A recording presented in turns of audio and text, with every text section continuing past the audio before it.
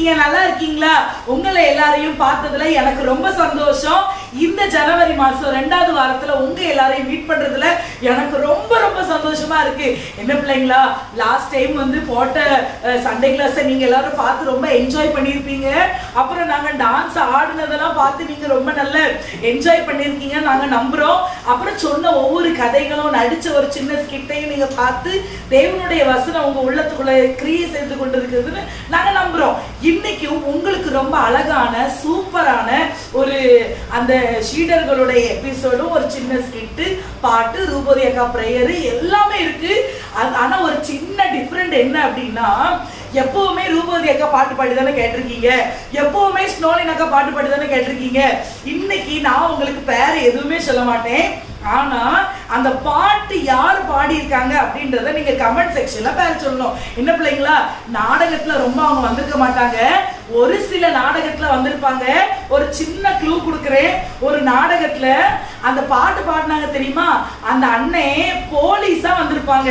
அதனால நீங்க அவங்க பேரை, சரியா, நீங்க பேரை கமெண்ட் செக்ஷன்ல போடணும். சிங்கி சொல்லா வச்சுக்கிடுங்க, சிங்கி மண்டல கொட்டி.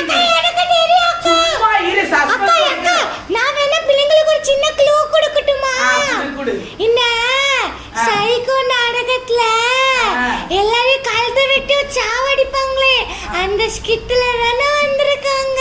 ஆமா ஆமா, அந்த ஸ்கிட்ட பார்த்து யாரு பாடி இருக்காங்க அப்படின்றத நீங்களே தெரிஞ்சுக்கங்க. எனக்கு தெரியும் அக்கா.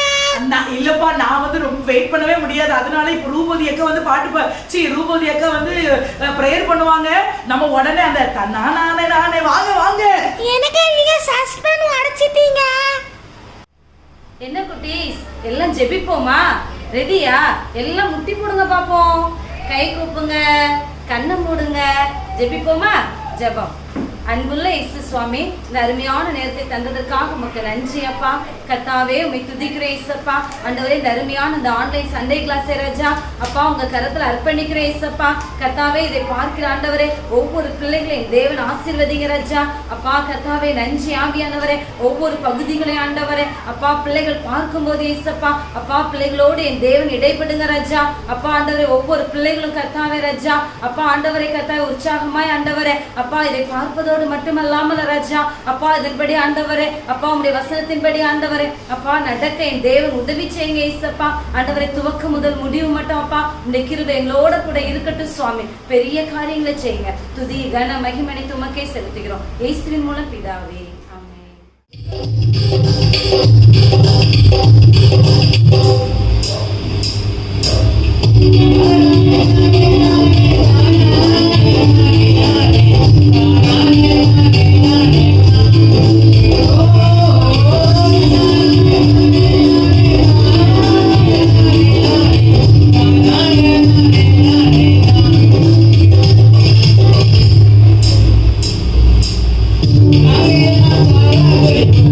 Yes,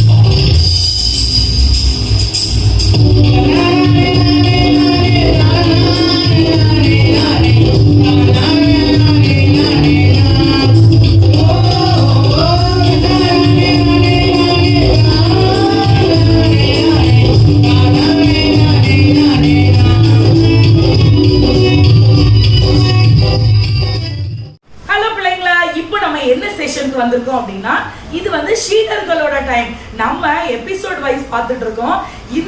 இந்த வாரத்துல யார் எந்த சீடர்களை குறிச்சு பார்க்க போறோம் அப்படின்னா யோவானுடைய சரித்திரத்தை குறிச்சு நம்ம பார்க்க போறோம். என்ன பிள்ளைங்களா, தயாரா இருக்கீங்களா? போர் அடிக்கா இல்ல அப்படின்னா ரொம்ப சுறுசுறுப்பா இருக்கா இல்லைன்னா ஆவலா இருக்கீங்களா? சரி, இப்போ நம்ம போகலாமா? இப்போ நம்ம யார பார்க்க போறோம் அப்படின்னா 12 சீடர்களுடைய லிஸ்ட்ல யோவான் யாரு? Very good. அவங்க எத்தனாவது சீஷன்? 4வது சீஷன். அவங்க அந்த யோவானுடைய சீஷனோட இன்னொரு பேரும் சொல்றாங்க, அவங்க வந்து அன்பின் சீஷனா, ரொம்ப அன்பா இருப்பாங்களா ஏசப்பா கிட்ட. நீங்க யாராவது அன்பா இருக்கீங்களா ஏசப்பா கிட்ட? சரி பிள்ளைங்களா, வாங்க நம்ம யோவான் எப்படி ஏசப்பா மேல அன்பா இருந்தாங்கன்னு சொல்லி பார்க்கலாமா? யோவானுடைய பெயரோட மீனிங் என்ன தெரியுமா? அதே கர்த்தருடைய கிருபை அப்படின்னு அர்த்தமா. ரெண்டாவது வந்து எப்படின்னா, யோவான் வந்து மீன் பிடிச்சுக்கிட்டு இருக்கும் போதுதான் ஏசப்பா சொல்லியிருக்காங்க, நீ என் பின்னாலே வா அப்படின்னு சொல்றாங்க. உடனே ஏசப்பா பின்னால யோவான் போறாங்க. யோவானுடைய அம்மா பேர் வந்து சலோமி, அப்பா பேர் வந்து யோனா. யோவான் யார் தெரியுமா? செபுதேயுவின் குமாரனாகிய யாக்கோபுடைய சகோதரன் தான் யோவான். சரியா பிள்ளைங்களா? அப்புறம் இப்போ நம்ம என்ன பார்க்க போறோம் சொல்லுங்க. என்ன வேலை பார்த்துட்டு இருந்தாங்க? மீன் பிடிக்கிற தொழில் பார்த்துட்டு இருந்தாங்க. அவங்க ஊர் பேர் வந்து பெத்சாயிதா பட்டணத்துல அவங்க இருந்துட்டு இருந்தாங்க. சரியா? ஏசப்பா கூட நிறைய இடத்துல டிராவல் பண்ணியிருக்காங்க. இவங்க எந்தெந்த இடத்துலலாம் இருந்திருக்காங்க சொல்லுங்க. மறுரூபம் ஆகிற மலையில இருந்திருக்காங்க. ஏசப்பா வியாகுலப்படுகிற கெஸ்தமனேஸ் தோட்டத்துல இருந்திருக்கிறாங்க. அதுக்கப்புறம் வந்து பேதுருவின் மாமி வந்து ரொம்ப ஜுரமா இருக்கும்போது அவங்கள சுத்தப்படுத்துறதுக்காக நம்ம யோவான் இருந்திருக்கிறாங்க. அப்படியா எப்பவுமே வந்து ஏசப்பா கூட இருப்பாங்களாம். ஏசப்பா வாயில இருந்து என்ன வார்த்தைகள் வெளிப்படும் அப்படின்னு சொல்லிட்டு ரொம்ப ஆவலோட வெயிட் பண்ணிக்கிட்டே இருப்பாங்களாம். அப்படி ஒரு நல்ல ஒரு அன்பான ஒரு சீஷன். அதுக்கப்புறம் இவங்க அதுக்கப்புறம் வந்து ஏசப்பா மறிச்சு அவங்கள வந்து கல்லறையில வச்சுட்டாங்க. அப்புறம் வாங்கப்பா அப்படின்னு பேதுரு சொல்றாங்க, வாங்கப்பா ஏசு கிறிஸ்துவை மறிச்சிட்டாங்க, இனிமேல் நம்மளுக்கு என்ன வேலை அப்படின்னு சொல்லி என்ன பண்றாங்க, இவங்க எல்லாருமே மீன் பிடிக்கிற தொழில் எல்லாருமே போயிட்டாங்க. அந்திரேயா, பேதுரு, யோவான் இவங்க எல்லாருமே யாக்கோபு எல்லாரும் என்ன பண்ணிட்டாங்க, மீன் பிடிக்கிற தொழிலுக்கே போயிட்டாங்க. அதுல மீன் பிடிக்கிற தொழிலுக்கு போனதும் யாரு? யோவான்னு ஒருத்தவங்க. அதுக்கப்புறம் ஏசப்பா வந்து உயிர் தெளிந்து வரும்போது முதல்ல பார்த்தது வந்து மரியாள். ஆனா ஐடென்டிஃபை பண்ணது முதல்ல யாரு அப்படின்னா இது ஏசு கிறிஸ்து தான் அப்படின்னு சொல்லிட்டு முதல்ல இவங்களை ஐடென்டிஃபை பண்ணது யாருன்னா யோவான் தான்.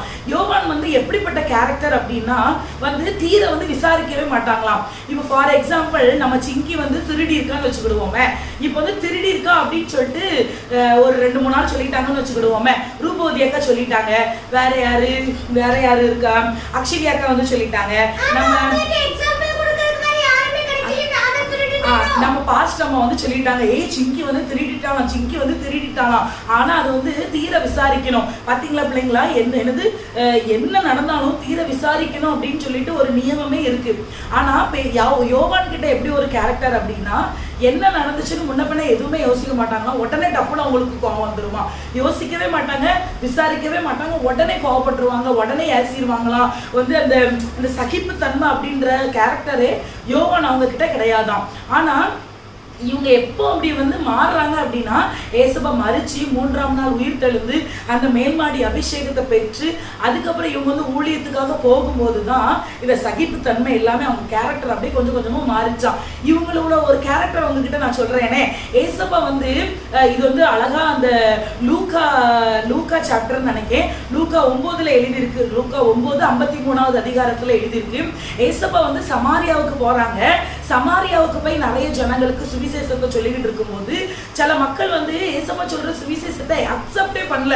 அப்போ யோவான் சொல்றாங்க, எலியா வானத்துல இருந்து அக்கினியை இறக்கினது போல ஆண்டவரே நீங்க இறக்கிருங்க அப்படின்னு சொல்றாங்க. பாத்தீங்களா எவ்வளவு ஆனா ஏசப்பாக்கு வந்து பாவிகளை கூட நேசிக்கிறாங்க, அப்படி ஒரு கேரக்டர். ஆனா யோவானுக்கு வந்து அந்த கேரக்டர் கிடையாது. இப்ப நம்ம கிட்ட என்ன குணாதிசயம் இருக்கு, நம்ம கிட்டயும் ஏசப்பாக்குள்ள கேரக்டர் இருக்கா? இல்ல. யாராவது உங்களை ஏசிட்டாங்கன்னா எப்படியாவது நம்ம அவங்கள ஏசிடணும், எப்படியாவது பழி வாங்கிடணும் அப்படின்ற ஒரு எண்ணம் நம்ம உடையவர்களா இருக்கவே கூடாது. ஏசப்பா கிட்ட என்னென்ன குட் கேரக்டர்ஸ் இருக்கோ அந்த குட் கேரக்டர்ஸ் எல்லாமே நமக்குள்ள இருக்கணும். என்ன பிள்ளைங்களா? அதுக்கப்புறம் என்னன்னா, இனி ஒரு இடத்துல வந்து வேற ஒருத்தவங்க வந்து ஏசு கிறிஸ்துவோட நாமத்தை பிரஸ்தாபப்படுத்திக்கிட்டு இருந்தாங்களாம். உடனே யோவான் வந்து சொல்றாங்க, இசப்பா நீங்க நம்ம வந்து சுவிசேஷத்தை சொல்லிட்டு இருக்கோம், உங்க நாமத்தை வேற ஒருத்தவங்க உபயோகப்படுத்துறாங்களே அப்படின்னு சொல்லி வந்து ஏசப்பா கிட்ட சொல்றாங்க.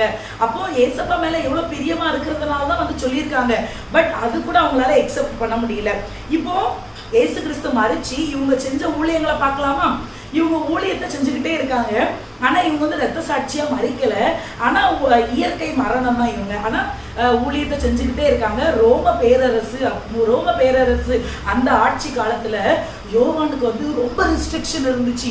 ரொம்ப இவங்க வந்து சுவிசேஷத்தை சொல்லக்கூடாது, நீங்க வந்து ஏசு கிறிஸ்துவ பிரஸ்தாபப்படுத்தக்கூடாது, ஏசு அப்படின்ற நாமத்தையும் நீங்க சொல்லக்கூடாது அப்படின்னு சொல்லி இந்த சதுசேயர் பரிசேயர் பண்ண வேலைகள் எல்லாமே அந்த ரோமர் பேரரசு ஆட்சியில பண்ணிட்டு இருந்தாங்களாம். அதே மாதிரிதான் யோவான ஒரு டைம் என்ன பண்ணிட்டாங்க அப்படின்னா, ஒரு 4 குதிரை, நல்லா கேட்டுக்கிடுங்க பிள்ளைங்களா, 4 குதிரையில ஒரு 2 காலில் ஒரு கயிறை கட்டிடுவாங்களாம், 2 கையிலையும் கயிறை கட்டிடுவாங்களாம். 2 காலில் கட்டியிருக்க கயிறு 2 பேர் குதிரையில போய்கிட்டு இருப்பாங்களாம். அவங்க கையில அந்த 2 கயிறு இருக்கும். இந்த சைடுல ஒருத்தவங்க கையில வச்சுட்டு 2 குதிரையும் அடிப்பாங்களாம். குதிரை வேகமா ஓடும் பார்த்தீங்களா, அந்த டைம்ல இப்படி இருப்பாங்களாம். அவங்க கை அப்படியே இழுக்கப்பட்ட நிலைமையில. கொஞ்சம் யோசிச்சு பாருங்க, அந்த குதிரை எவ்வளவு ஸ்பீடா ஓடும், இந்த குதிரை எப்படி ஸ்பீடா ஓடும், அவங்க கை காலெல்லாம் பிஞ்சு போயிட்டுன்னா அப்படி ஒரு சூழ்நிலையில அந்த ரோம பேரரசு ராஜா சொல்றாங்க, ஏசு கிறிஸ்துவ மறுதலி அப்படின்னு சொல்றாங்களாம். பாத்தீங்களா பிள்ளைங்களா, இவ்வளவு பாடம் அனுபவிச்சிருக்காங்க. இது மட்டும் இல்ல, அந்த டைம்ல ஒண்ணுமே ஆகலையா அவங்களுக்கு. உடனே அந்த ராஜாவுக்கு அப்படிதான் கோவம் வருது. என்னடா என்ன பண்ணாலும் இவனுக்கு ஒண்ணுமே ஆக மாட்டேங்குன்னு சொல்லி ஒரு டைம் என்ன பண்றாங்க அப்படின்னா, எண்ணெய் சட்டிக்குள்ள தூக்கி போட்டுட்டாங்களாம். யோவான எண்ணெய் சட்டிக்குள்ள தூக்கி போட்டு மூடிட்டாங்களாம். கொஞ்ச நேரம் கழிச்சு எண்ணெய் சட்டியை ஓபன் பண்ணி பார்க்கும்போது ஒரு சின்ன தீக்காயம் கூட அவங்களுக்கு ஆகலையாம். எனக்கு ஆச்சரியமா இருந்து பிள்ளைங்களா, எப்படி ஆண்டவரே, எப்படி ஏசப்பா இப்படி ஒரு அற்புதம் நடந்துச்சு அப்படின்ட்டு. ஏன்னா அவங்க அப்படி ஜெபிப்பாங்களாம், ஏசப்பாவை நினைச்சுக்கிட்டே இருப்பாங்களாம். ஏன்னா 12 சீடர்கள்ல 11 சீஷர்களுக்கும் கல்யாணம் முடிஞ்சுச்சான். ஆனா அந்த யோவான் சீஷனுக்கு மட்டும்தான் கல்யாணமே முடியலையாம். ஏன்னா அவங்க சின்ன வயசா இருக்கும்போதே ஏசப்பாவுக்கு சீஷனா மாறிட்டாங்க. ஏசப்பா அந்த யோவான் வந்து ரொம்ப சின்ன வயசா இருக்கும்போது தானே ஏசப்பாவுக்கு சீஷனா மாறினாங்க. அதனால ஏசப்பா எங்க போனாலும் அவங்களே கூட்டிக்கிட்டே போவாங்களாம். யோவான் வந்து ஏசப்பாவோட மார்பிலே சாஞ்சே இருப்பாங்களாம். அவங்க சொல்றாங்க, யோவான்ட்ட வந்து இந்த ஹிஸ்டரியோட ஆசிரியர்கள் எல்லாரும் என்ன சொல்றாங்க அப்படின்னா, அவங்க வந்து அவங்க கொடுத்த ஒரு ஸ்டேட்மெண்ட் வந்து எழுதியிருக்காங்க. எப்படி எழுதியிருக்காங்கன்னா வந்து, ஏசப்பா மார்புல நான் சாஞ்சேன், ஏசப்பாவோட அன்பு என் இருதயத்துல இருக்கு. இப்ப எனக்குன்னு ஒரு மனைவி வரும்போது ஏசப்பா மேல நான் காட்டின அன்பு எல்லாமே அவங்க மேலேயும் காட்டணும்ல, எனக்கு அவங்க மேல காட்ட எனக்கு விருப்பம் இல்லை. ஏசப்பா என் மேல வச்ச அன்பையும் நான் ஏசு கிறிஸ்து மேல வச்ச அன்பையும் யாருக்கிட்டையுமே எனக்கு பகிர்ந்து கொள்ள எனக்கு விருப்பமே இல்லை. ஆனா நான் அன்பா இருப்பேன் அப்படின்னு சொல்றாங்க. அவர் எழுதின யோவான் சாப்டர்ல எல்லா இடத்துலயும் பாருங்களேன், 1 யோவான் 2 யோவான் 3 யோவான் சாப்டர் எழுதின எல்லாத்துலயும் பாருங்க, அன்பு அன்பு அன்பாயிருங்கள், அன்பு சகலத்தையும் தாங்கும், அன்பு சகலத்தையும் மூடும், அன்பு சகலத்தையும் சகிக்கும் சொல்லி அன்பு அன்பு அன்பாயிருங்கள், அன்பு கூறுங்கள் அப்படிதான் இருக்குமே தவிர கண்டித்து அப்படின்னு அவங்க உணர்த்தவே இல்லையா. அதுக்கப்புறம் என்னன்னா, ஒரு கஷ்டப்பட்ட ஒரு பையன் துன்மார்க்கமா அலைஞ்சானா. இதுதான் எனக்கு ரொம்ப ஹார்ட் டச் ஆயிட்டு. இதை படிக்கும்போது எனக்கு ஒரு பையன் வந்து ரொம்ப துன்மார்க்கமா போனானா. உடனே இவங்க வந்து அந்த யோவான் வந்து அந்த பையனை கூப்பிட்டு சொல்லிருக்காங்க, மகனே நீ ஏன் துன்மார்க்கமா அலையிறா, நீ ஏன் இந்த தப்பெல்லாம் செய்யறா, நீ ஏன் இதெல்லாம் பண்றா, அப்படிலாம் பண்ணாதமா அப்படின்னு சொல்லி ரொம்ப அன்பா பேசி எல்லாம் செஞ்சு அவனை என்ன பண்ணாங்க அப்படின்னா, ஒரு பக்கத்துல இருக்க ஒரு நல்ல திருச்சபையில கொண்டு போய் விட்டாங்களாம். அந்த பாஸ்டர்கிட்ட சொல்லியிருக்காங்க, ஐயா இவன் வந்து ரொம்ப துன்மார்க்கமா அலையிறான், அதனால இவனுக்கு ஏசு கிறிஸ்துவ பத்தி நான் சொல்லியிருக்கேன், அதனால நீங்க தான் இவனை ஆவிக்குரிய ரீதியில இந்த மகனை நல்லா வளர்க்கணும் அப்படின்னு சொல்லி அந்த பையனை என்ன பண்ணியிருக்காங்க, அந்த வாலிப பையனை கொண்டு போய் திருச்சபையில கொண்டு போய் விட்டுருக்காங்க. ஆனா அந்த திருச்சபையில இருக்கிற மேய்ப்பன் வந்து அவன் அந்த பையனை ஒழுங்கா பராமரிக்காம, அந்த பையனுக்கு ஒழுங்கா சத்தியத்தை சொல்லாம அவன் என்ன பண்ணிட்டானா, வழி மாறி போயிட்டானா. வழி மாறி போன உடனே ரிட்டன் இவருக்கு தான் ரொம்ப வயசாகி போச்சு, ஏசப்பாவோட ஊழியத்தெல்லாம் செஞ்சு ரொம்ப வயசாயிட்டு, அவர் வந்து ரொம்ப முதிர் வயதுல தான் மரிச்சு போனாராம். அப்ப அவருக்கு ரொம்ப முதிர் வயதாயிட்டு. ஒரு இடத்துல அவர் உட்காந்துருக்காரு.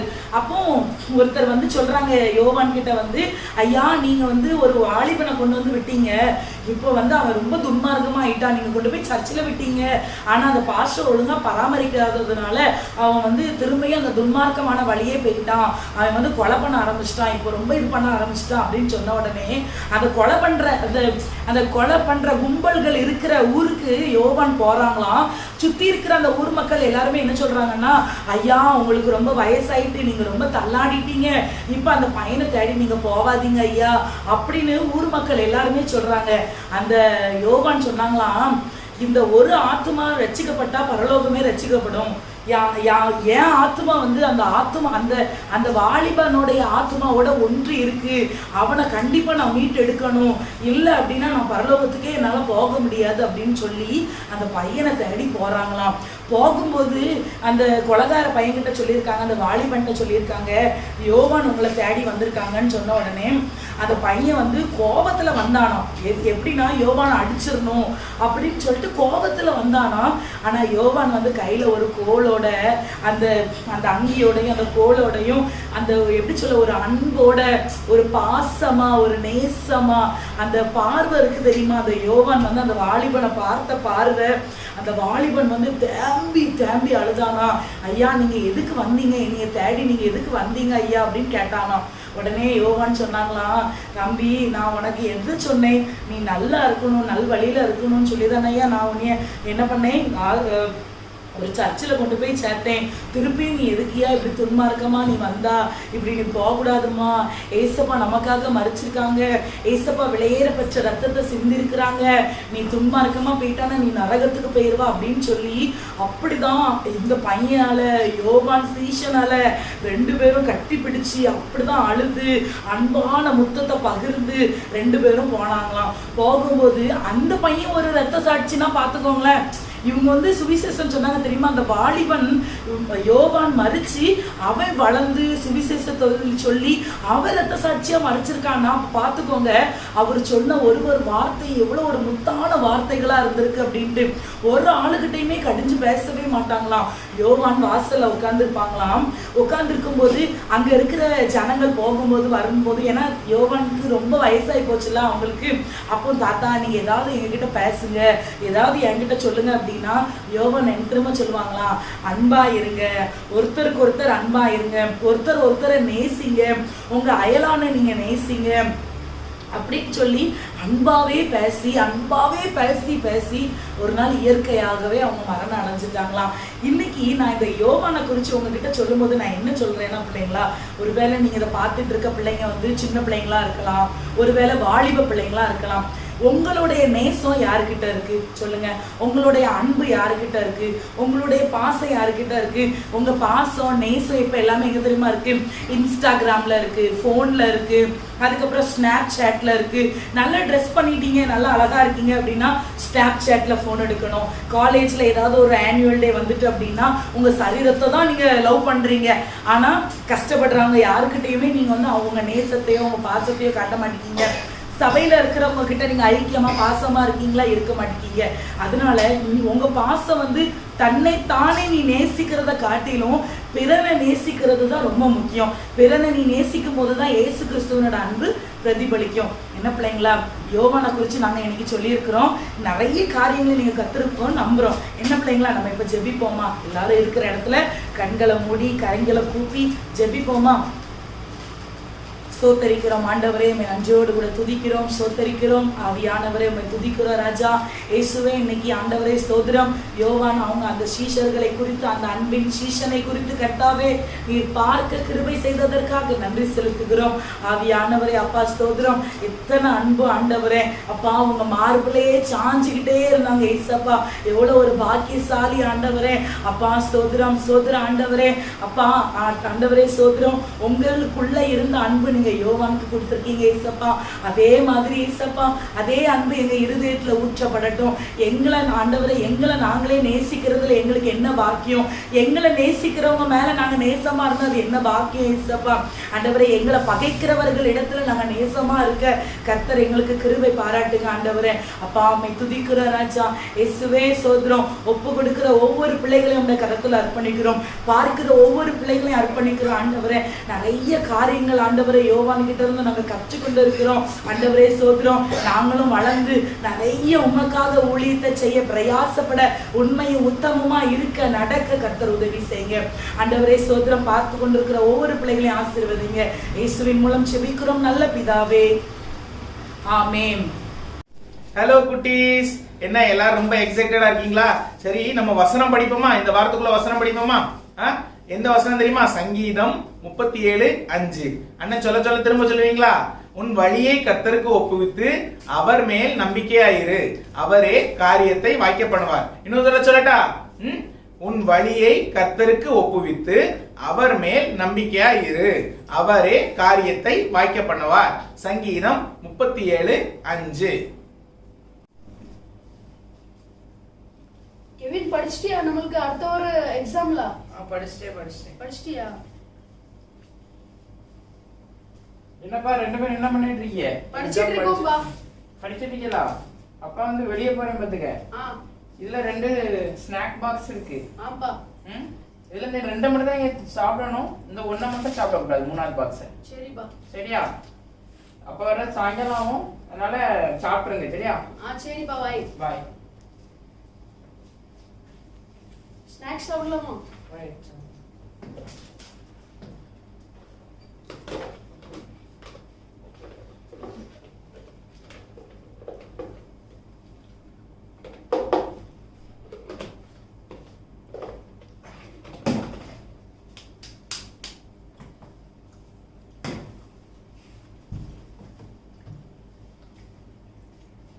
நல்லா இருந்துச்சுல?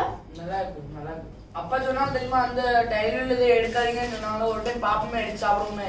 வேண்டாம். அப்பா என்ன சொன்னாங்க, நம்மள எடுக்க கூடாதுன்னு சொன்னாங்க. வர நம்ம சண்டே கிளாஸ்ல சொன்னாங்க பேரண்ட்ஸ்க்கு நம்ம கீழ்ப்படியணும். அப்ப நம்ம எடுக்க வேண்டாம். இருக்கட்டும். வேண்டாம், சாப்பிட வேண்டாம், வெறும் பார்க்க மட்டும் செய்வோம். ஆமா, இல்ல பார்க்க எடுத்து பார்ப்போமா?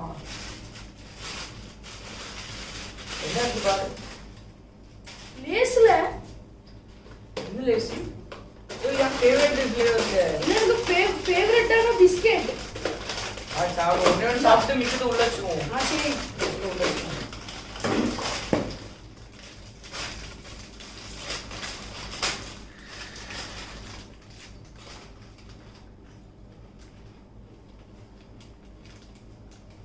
சூப்பரா இருக்குல்ல? அப்பா ஒரு முடியாது. அப்பா ஒரு சவுண்ட் படி படி. நாங்க ரூம்ல ஓடிடுவோம். வா வா வா வா.